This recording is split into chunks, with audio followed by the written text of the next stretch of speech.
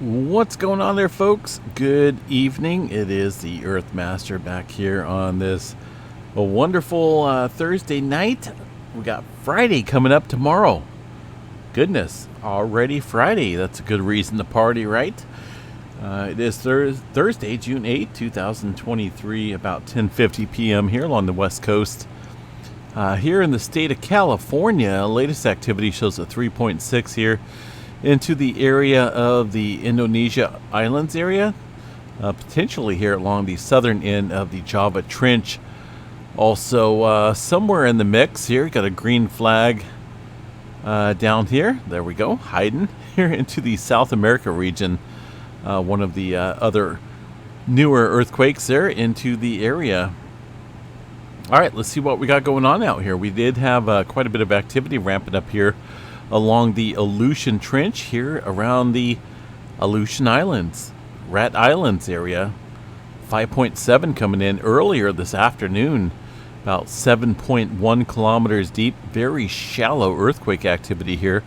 That has been followed up by a series of much shallower earthquakes upstream here. Well, actually, it looks like a little bit deeper movement here prior to this earthquake down.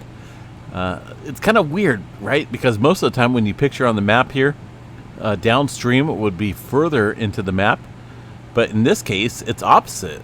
So we got shallow earthquake activity here with some deeper movement upstream. So that tells me in a nutshell that there's definitely quite a bit of strain built up here, specifically at the surface levels of the Aleutian Trench. So definitely watch this area potentially for some larger scale earthquake activity with that type of setup. We did see a little bit of movement here into the Kuril-Kamchatka Trench following this activity, and that just kind of reconfirms, assures the pressure gradient out here along the northwestern edge here of the Pacific Plate. So two earthquakes, a 4.8 and a 4.5, and to the very northern edge here of the Kuril-Kamchatka Trench. Again, this activity occurring following the movement down here along the Aleutian Trench. So the general plate tectonic here. I don't know where my plate tectonic movement map went to. I'll have to dig that out a little bit later, but general northwestward plate movement here of the Pacific Plate. Activity here stretching back over here following this activity, so kind of makes sense there. We'll continue to watch this activity potentially build up here along the Kuril-Kamchatka Trench. That's obviously a major player in some larger scale activity. All right, let's see what else we got here across the area. Southwest here of just off the coast of Japan, it looks like a 4.9 coming in earlier this afternoon. This one coming in almost 200 kilometers deep into the East China Sea. Subduction zone here, subduction zone here. Eventually, this plate will be, well, it'll be gone.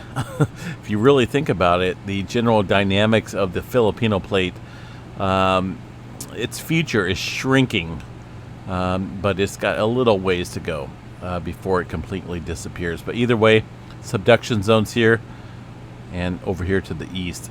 It's a pretty deep earthquake here across the Japan region, 4.9. Again, almost 200 kilometers deep. Further down south here into the Mariana Trench, Guam area, did see some activity earlier this morning. Since then, some renewed deeper activity here into the Philippine Trench, I should say. Philippines Trench, okay, we'll get that right. 126 kilometers deep for that 4.6. Although the latest activity here looks like a 4.7. So a lot of large-scale adjustment going on here across the western area of the Pacific Plate, trying to make its way around the Java Trench area. I'm not seeing any major forward progression as far as momentum goes across the Java Trench, but we'll continue to watch this area. Looks like it's trying to, with the most recent 3.6 here into this region. Further east and to the southeast here, looks like 4.5, the latest earthquake here, 30 kilometers deep into the southeast of the Loyalty Islands area. Prior to that, a 4.7 coming in way early this morning, of course, in the New Zealand region. We've been watching this, right? New Zealand's been showing a little bit of uptick in earthquake activity.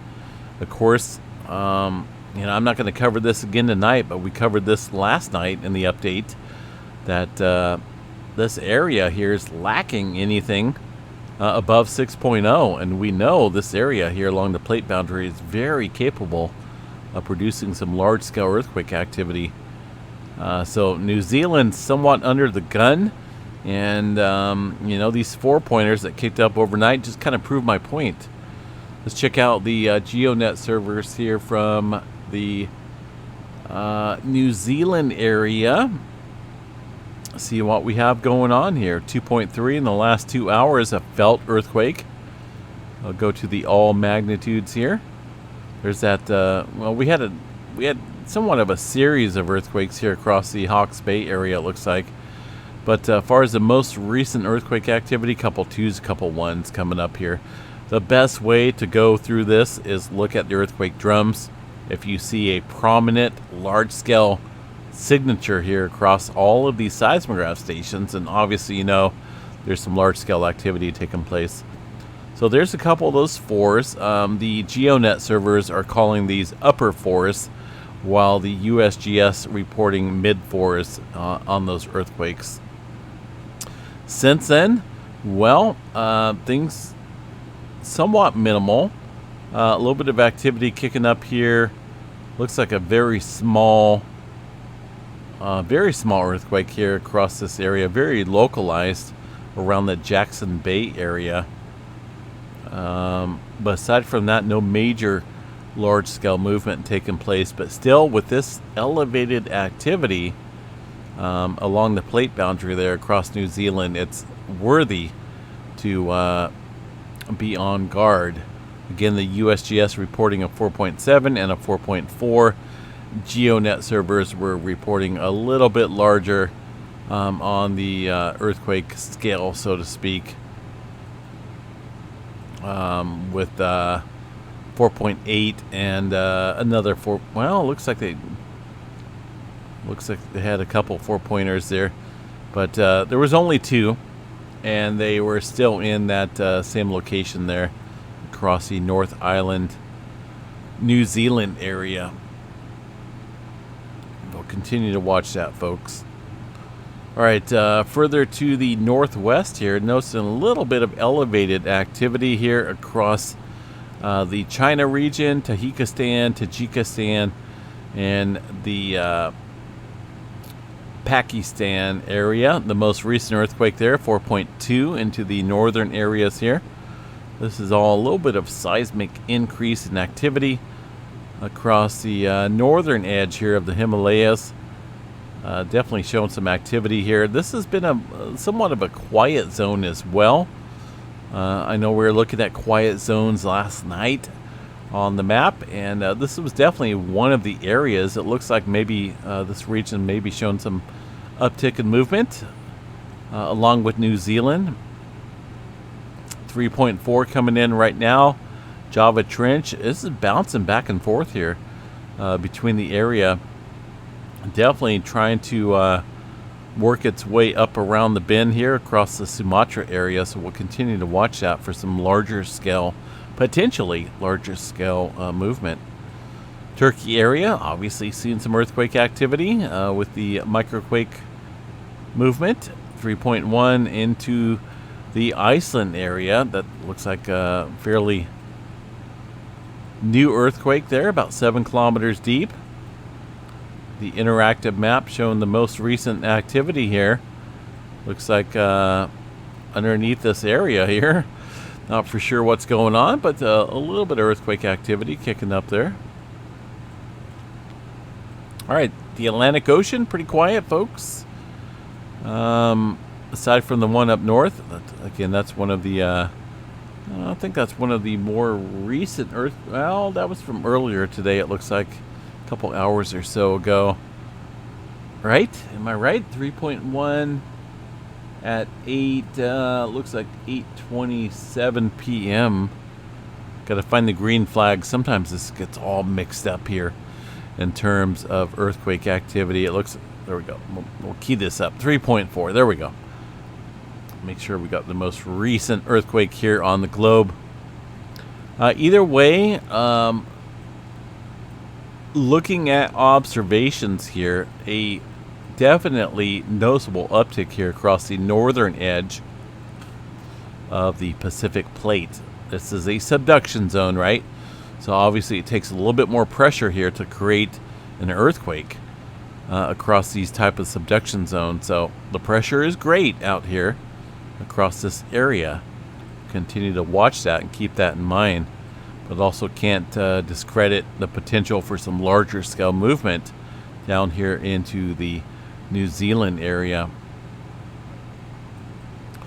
Again, South America region though looks there's a lot of newer activity here from off the coast of Peru down south into Chile with some 4s and some 3s and 2s.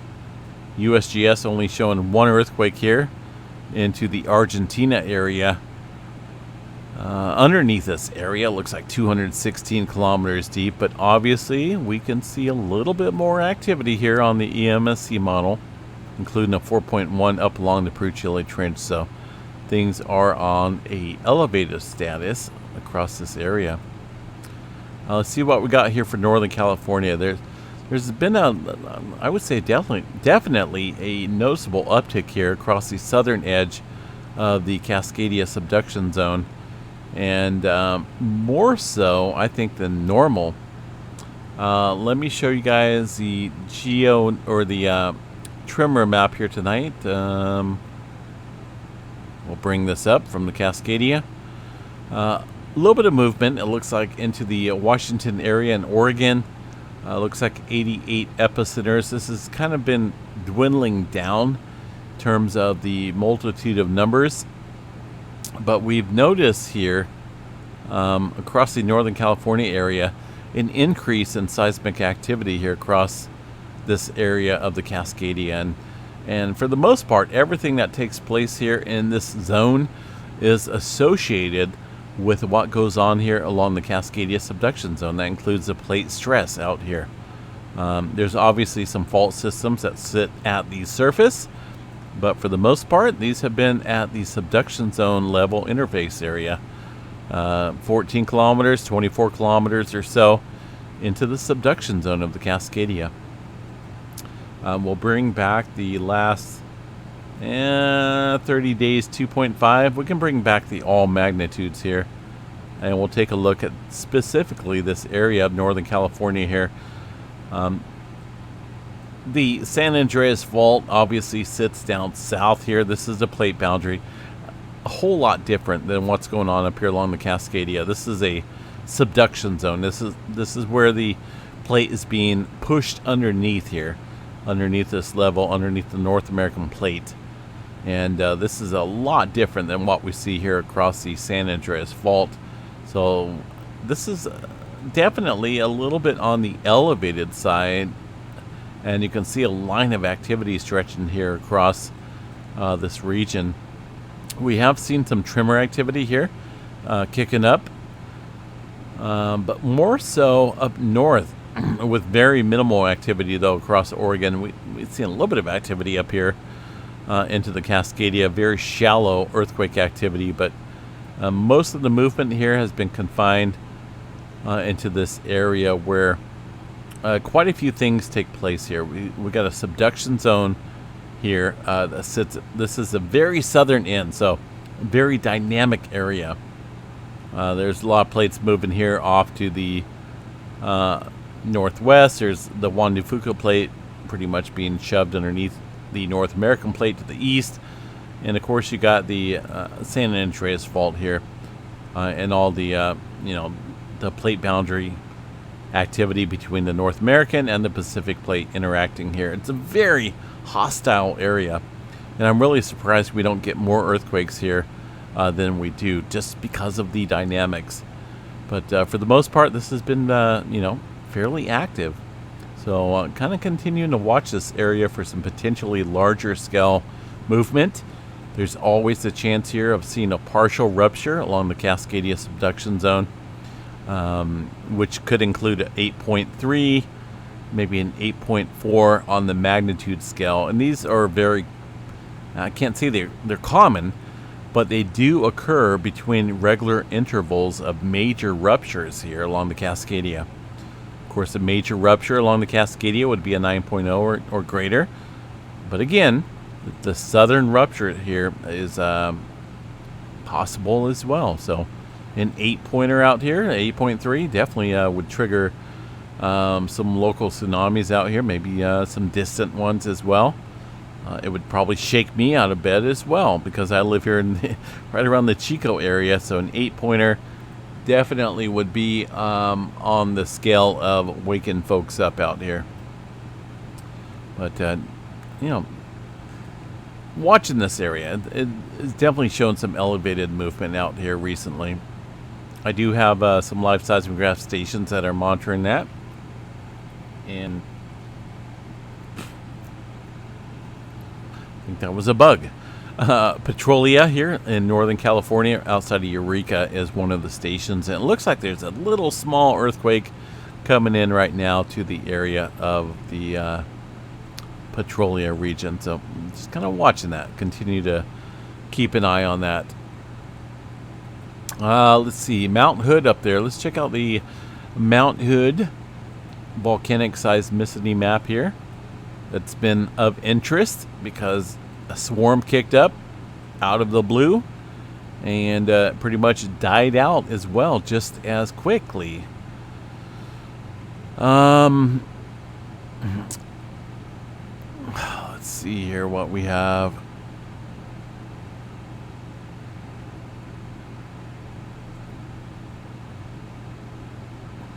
Unfortunately, we get this regular outside interference kicking in here at the top of Palmer Lift. And now, who knows what it is? I don't know if it's a machinery in operation up there or what. But this is pretty much an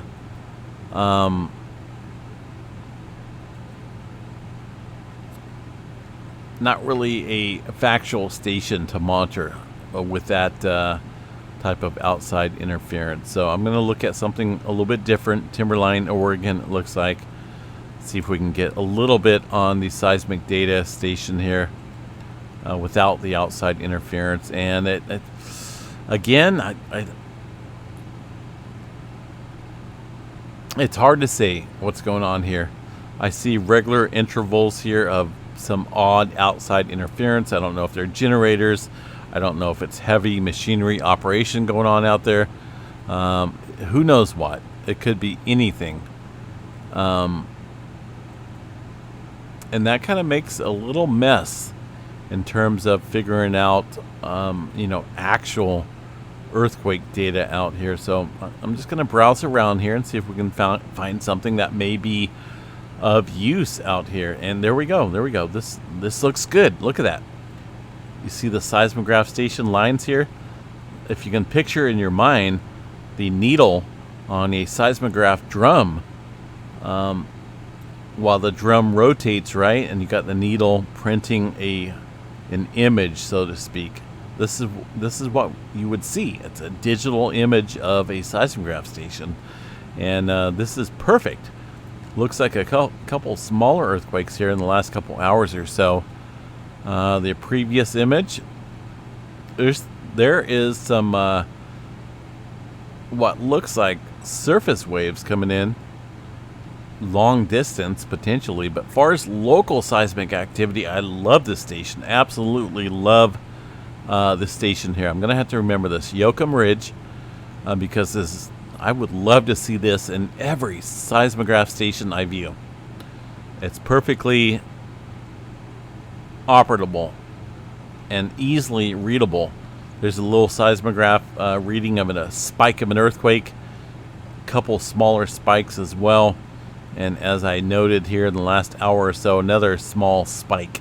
But these are extremely, extremely small earthquakes, Nothing of concern, but very easily readable, and that's what I like to look at. Trust me, that's what I want to see when I look at seismograph stations. So nothing big going on up there, but see what we got for Yellowstone National Park here real quick. Well, not a whole lot. Very minimal activity at best. All right, the Big Island of Hawaii. Well, let me check here. Southern California. Right around the Arcadia area, it looks like a little small earthquake activity near Sierra Madre. 3.1. A couple other smaller quakes in there as well. There is a fault boundary that runs off here, the Sierra Madre fault zone. I believe this is a thrust fault here up against the mountains, showing a little bit of seismic activity tonight. Nothing major. No major swarms across the southern portion of the state, though. The rest of the country, very minimal activity. A couple smaller quakes throughout the rest of the states there. All right, the Big Island of Hawaii, of course. Notice Kilauea Volcano. Not a whole lot going on up there, right? Well, obviously there is. This is one of the latest images here from the Kilauea Summit area with a USGS personnel. Science for a changing world. I want that. I would love to have one of those t-shirts. So USGS, if you're watching, please send me one. I'm not even joking. I would love to have one of those. I would definitely sport that out here into Northern California. I would absolutely love that. This was taken here, it looks like, on the 7th of June. The crater area showing some fountains of lava and whatnot there at the Kilauea Volcano area. Now, you know, things are still just kind of flowing there. And I say flowing because they are just continuing to erupt as far as the lava goes. This is the latest informational statement here, it looks like. Hold on a second here.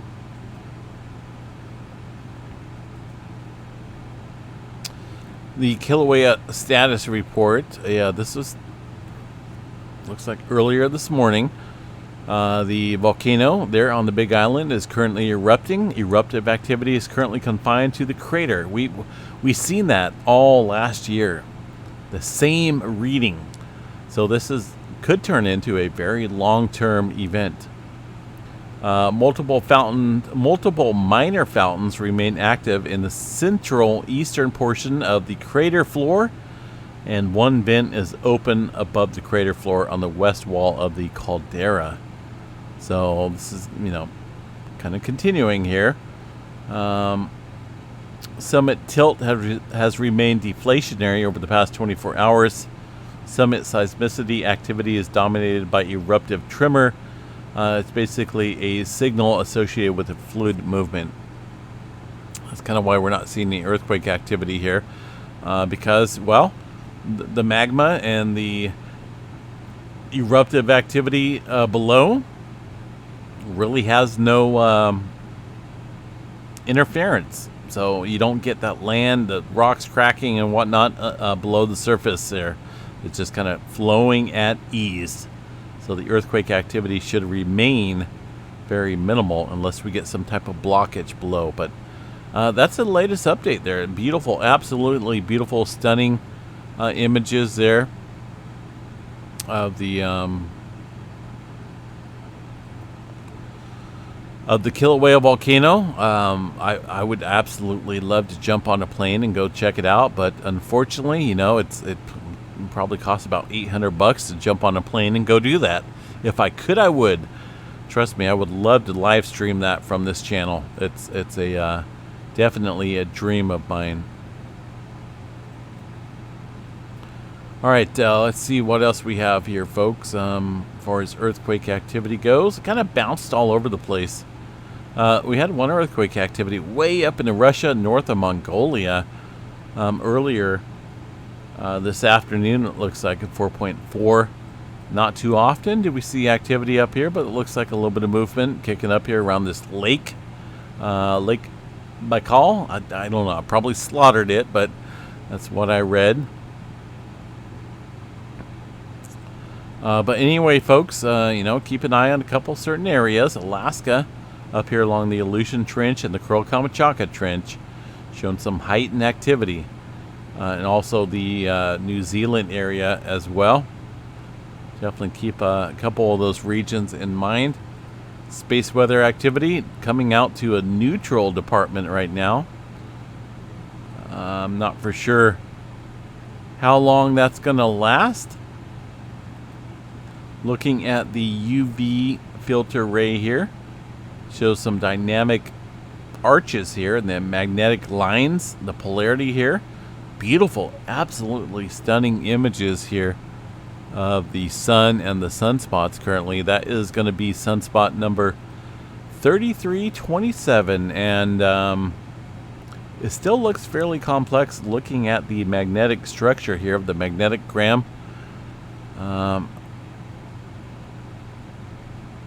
Trying to think here. Some of these other sunspots here, they're not they're not all that complex. They're fairly stable. They're obviously sunspots, but they're just kind of floating across the visible disk here of the sun, and it doesn't look like any of these here, at least these regions here, pose any hazard for flaring. For the most part, looks like right here, the sunspot region, and potentially here on the southeastern limb with that newer name sunspot 3331 could show, kind of looks like it's showing a little bit of development here. But 3327, 3331, those are the two main sunspots there that pose any type of threat for the solar flaring, and that includes 99% chance for a C flare, M flare at 25, X flare at 5% chance. And there's not a whole lot of potential there for the auroras, folks, and I keep saying that, but eventually that will change, no doubt, right? We'll continue to watch this solar cycle 25 progression here. We are looking at a solar maximum here around 2025. It looks like maybe in June or July.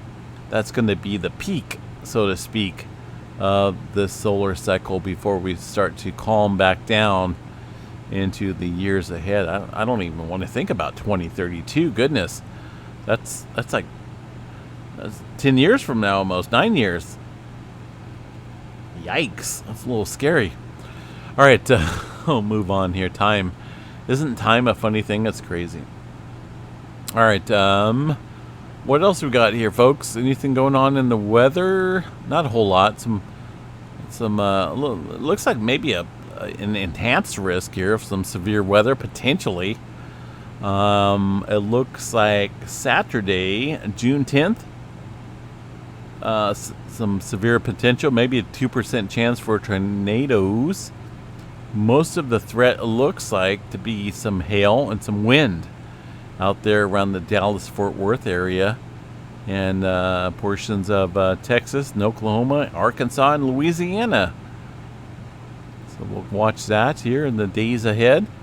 If you got any weekend plans, it looks like they could be a little upsetting there as far as the weather goes.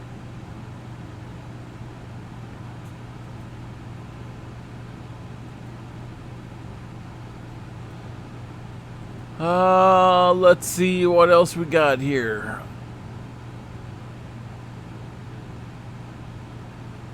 SO2 across the states.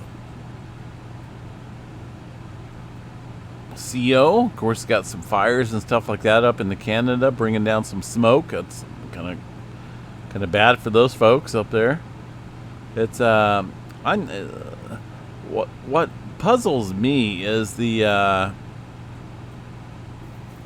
how these fires started up there in Canada. How did they start? There's like multiple, probably 15 or 20 fires starting up here outside of Ottawa in the forest. And have they had any major thunderstorms up there? I don't think so. This is the moisture anomaly page, which basically shows the ground water, or not groundwater, but the what's the word I'm looking for? Moisture anomaly. I guess that explains it. lack of precipitation. It's heavily accumulated around this area of Ottawa, so there's obviously, looks like they're having some issues up there with moisture. Here's the drought intensity. It looks like they're having a drought up there, but I don't understand how 15 or 20 fires could start up out of the blue. It seems rather odd. Here in California, obviously, we're out of the drought. It looks like a good portion here of, and this is very good to see here across Kansas, Nebraska, Oklahoma, is out of the drought as well due to the extensive rainfall and thunderstorms out here recently. I'm very happy to see that. Those folks were hoping for that and praying for it, and it looks like it came true. Here in California, we're not seeing too much in terms of drought. We're not even in a drought, supposedly. But out here in the portions of Canada, it's crazy. I get the dryness, but how does fire start out of the blue? I just don't get it. You have to have some type of ignition, and it's a little odd.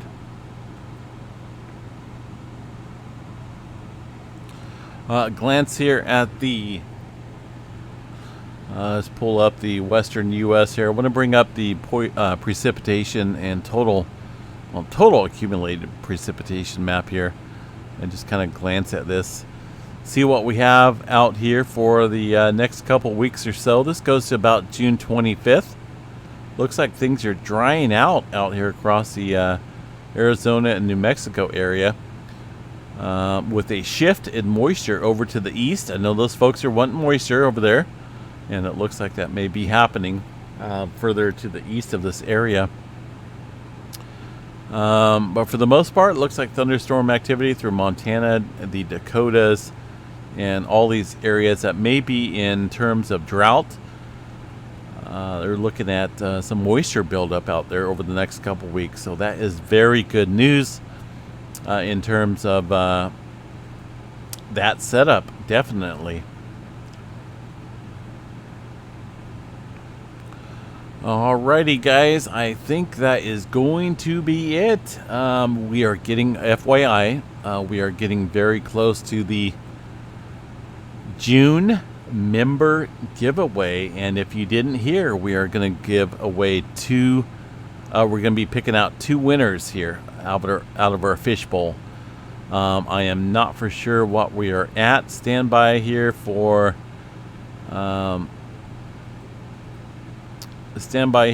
just a second while I bring this up. I'm going to probably bring up our members here. Stand by here for just a second. We'll include this here in the update. Why not, right? Why not? Let's see what we got here for memberships. Stand by for a second. I'm going to bring this up. All right, let me bring this back up here.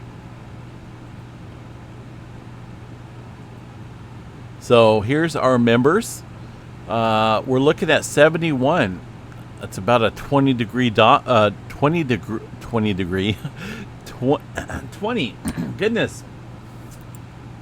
member drop here since about last month or so, but we did have quite a few membership giveaways. So those membership giveaways expire after a month unless the folks there decide to rejoin the channel. So that is why the drop is obvious there in the numbers. But these are the folks here that are entered into our drawing here in a few days. Looks like on the 15th we'll give away some prizes there to 2 people. We're going to pick out 2 winners. So now's your chance to get in for the monthly drawing. We'll give a quick shout out here to our members. Rebecca Biggs, thank you very much for checking in, our latest member here on the channel.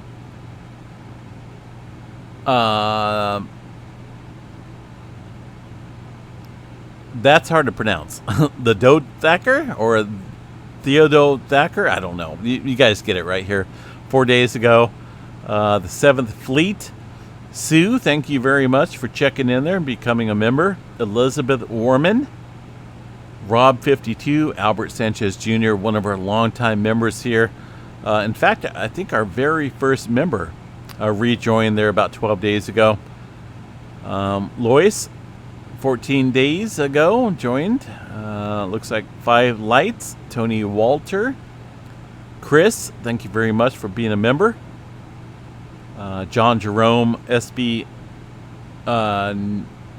Niramis.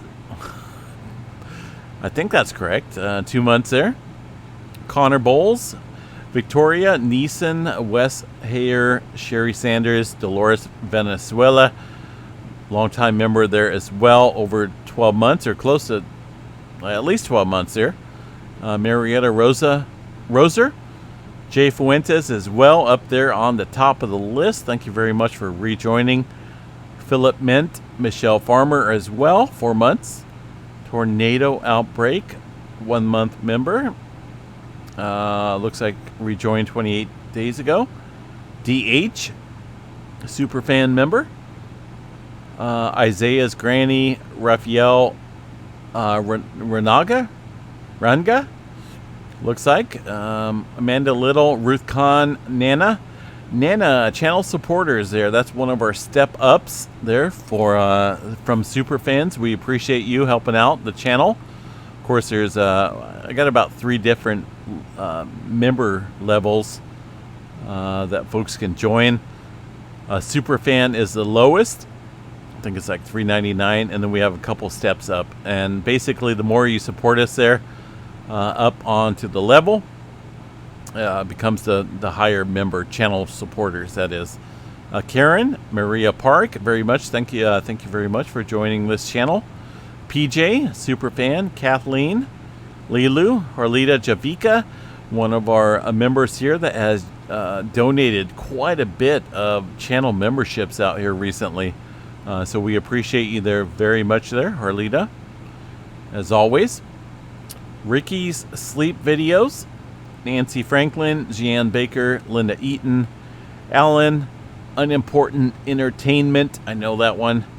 Dinzian of the Ages up there, I appreciate you, one of our members, and of course winners here in the past.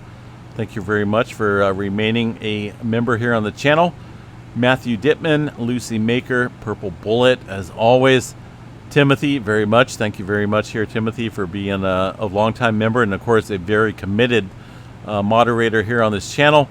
Craig Inland, and I still have yet to pronounce this, but we appreciate you very much, and we kind of spot you out here on the video. Melanie Fisher, Helen Horn, Alicia Stanford, Laura Bonnet, Dean Baumberger, Clayton, Hurricane Heather. Hurricane Heather was our last member winner drawing here back in May. Thank you very much for remaining a member. Janice Seiler, Juno James, Mike Moses, Joycelyn Burzik, Catherine Porras, Pamela Hamilton, Judy Menzel, Betty Kelly, Nancy Kozlowski. Man, we still got a few in here. John Didier, Debash Mode, one of our members and winners as well. Joelle Kozlowski, Pamela Conley, Ray Addington, Hope and Feathers, and Robert Kozlowski here. Robert Kozlowski is down here at the bottom of the list, but that means they have been consistent here with being a member. They have not missed out on anything at all. They've remained a member continuously throughout the channel here, or throughout the time frame. So we appreciate, obviously, every single member here. And, you know, it's... I don't know how else to show appreciation to the folks that decide to become members than to provide extra videos, extra perks, extra... I don't know what the word is. Extra things, so to speak, for the folks that decide to become members here on this channel. And of course, we do the monthly drawing every single month for those members. It doesn't matter if you're a channel supporter, channel sponsorship, or a super fan. When you join this channel here, you're automatically entered into the drawing every single month. So again, we're going to be giving away some prizes here on the 15th, and two people. I can't wait. I love doing it. Actually, I love picking out the people from the fishbowl. So make sure you're in that lucky fishbowl this coming month here. All right, folks, I think that's about it here. Kind of lingering on. I don't know what we're at right now. Oh, goodness, we're at 40 minutes. All right, so we're going to jump off here. We'll catch you guys back here a little bit later on tomorrow sometime. Have a good night, and stay safe out there.